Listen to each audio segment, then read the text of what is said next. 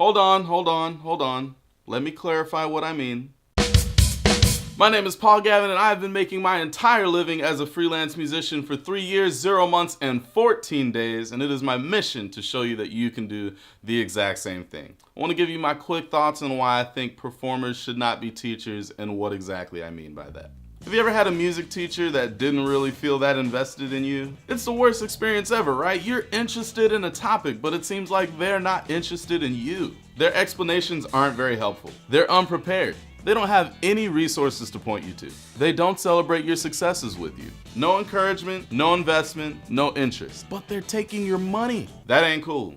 Think about playing your instrument for a second. It requires practice. It requires a depth of knowledge. It requires taking time to build on what you know and become better. Have you ever played jazz with someone who doesn't listen to jazz? It just don't feel right. Teaching is the same way. You've got to practice teaching. You've got to develop your vocabulary. You've got to learn how to teach this student and this student, the very confident student and the not so confident student, the student that's a little overconfident. In other words, teaching is not some side thing that you do to fill the bank when there aren't enough gigs. Teaching is an art, a discipline, a skill, and teaching requires the same respect when you approach it as your instrument does. What I mean when I say performers shouldn't be teachers is this. Teaching, when it is approached with a respect that is less than the respect that you approach your instrument with, it's fake, it's fraud. It's not really being a teacher. If a teacher puts all of their energy into performing, they practice performing, they think about performing, their conversations with their friends revolve around performing,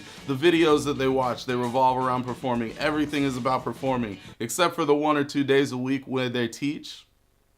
They're in it for the money, and that's it. They're not a teacher, they're a performer that teaches. See the difference there? On the other hand, if a performer is reading and writing and thinking about performing, but they're also reading, writing, thinking, researching, learning about teaching, they're truly a performer and truly a teacher. And that right there, that's what I'm getting at. I think if you're going to be a teacher, you should truly be a teacher. I think that's what we should all be striving for. We should be striving to be the real thing. Now, if you're a performer and not really a teacher, I'm not saying that you can't teach or you shouldn't teach. I'm saying you should strive to be both a real true performer and a real true teacher. In your lessons, pay attention to what works and what doesn't. Talk to other private teachers that you know are more seasoned at doing it and do it better than you do, and learn from what their policies are.